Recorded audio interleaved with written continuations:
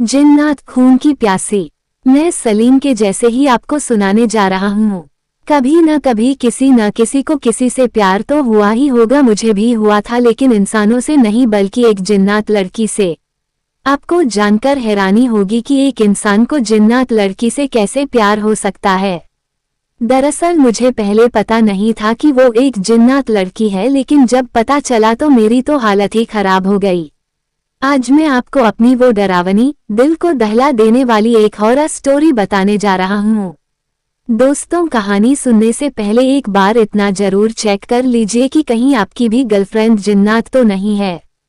तो चलिए जिन्नात खून की प्यासी शुरू करते हैं। बात उन दिनों की है जब मैं कॉलेज में पढ़ाई करता था। उन दिनों मैं सिर्फ पढ़ाई में ही ज्यादा ध्यान लगाता था, लड़कियों से हमें ज्यादा मतलब नहीं रखता था। मैं घर से सीधे कॉलेज और कॉलेज से सीधे घर जाता था, और शाम को पार्क में या बाजार में घूमने की बजाय मैं लाइब्रेरी में या घर पर किताबें पढ़ा करता था। कुछ दिनों के बाद मुझे लगा कि कोई लड़की मुझे रेगुलर फॉलो कर रही है। वो मुझे कॉलेज में, कैंपस में, लाइब्रेरी में, हर जगह दिखती थी। अब तो धीरे धीरे मैं भी उसकी तरफ खींचने लगा था। मुझे वो लड़की अब अच्छी लगने लगी थी, लेकिन मेरी हिम्मत नहीं होती थी कि मैं उससे जाके कुछ कह सकूं। एक दिन मैं पहली बार अपनी क्लास को छोड़ करके कॉलेज के कैंपस में बैठा हुआ था, वो भी सुदूर एक कोने में जहां पूरा सन्नाटा था और वहां कोई आता जाता भी नहीं था। तभी वो लड़की अचानक से मेरे सामने आ गई और मेरे ही सामने आ करके बैठ गई। अब तो मेरी जैसे सांसें ही रुक गई हूँ। वो धीरे धीरे मुझसे बात करने लगी, मैं भी धीरे धीरे उससे बातें करना शुरू कर दिया। फिर ये सिलसिला लगातार चलता रहा। वो मुझे कभी भी, कहीं भी, किसी भी जगह मिल जाती और मुझसे ढेरों बातें करती। लेकिन कभी कभी मैं उससे उबता तो मैं कहता कि यहाँ से चली जाओ, लेकिन वो गुस्साने लगती और जाती नहीं। ऐसे ही चलते चलते बड़ा वक्त बीत गया। अब मैंने सोचा कि अब मैं उससे अपने दिल की बात कह दूंगा। बस मुझे अब एक अच्छे मौके की तलाश थी। फिर वो लड़की मुझे वहां से एक सुनसान इलाके में ले करके चली गई। मुझे कुछ अजीब सा लग रहा था और मन में ख्याल भी बड़े अजीबोगरीब और डरावने आ रहे थे।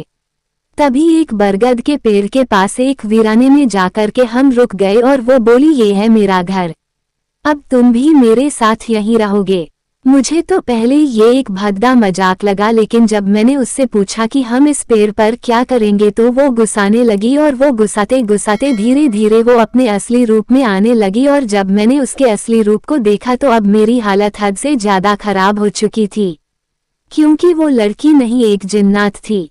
अब तो मुझे अपनी किस्मत पर भी रोना आ रहा था। मैं चिल्लाना चाह रहा था, लेकिन मेरे मुंह से कोई आवाज नहीं निकल रही थी। मैं भागना चाह रहा था, लेकिन चाह करके भी मेरे कदम उस जगह से हिल ही नहीं पा रहे थे।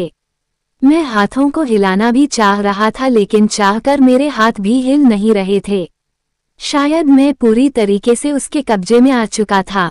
सारी मेरी कोशिशें बर्बाद होती जा रही थीं, और उसके बाद मेरे ऐसे चेहरे को देख करके उसने थोड़ी मेरे ऊपर दया की।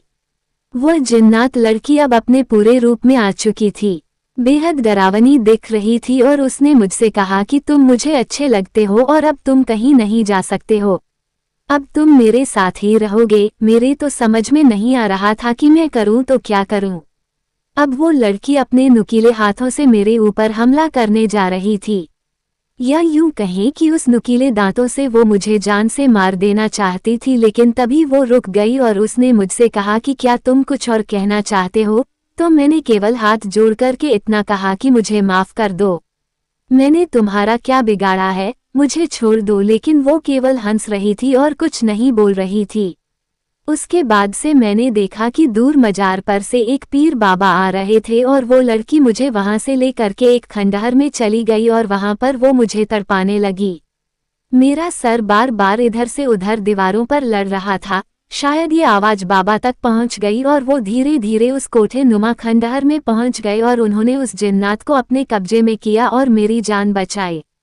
और जाते जाते मुझे एक ताबीज दी और बोले कि अब इसे अपने गले से मत उतारना, ये जिन्नात लड़की बहुत ताकतवर है, ये अक्सर यहाँ पर लोगों को इसी तरीके से मारती है और उन्हें अपने साथ रखना चाहती है। तुम्हारी किस्मत अच्छी थी कि तुम आज बच गए, क्योंकि हर समय हर बार सबकी किस्मत अच्छी नहीं होती है।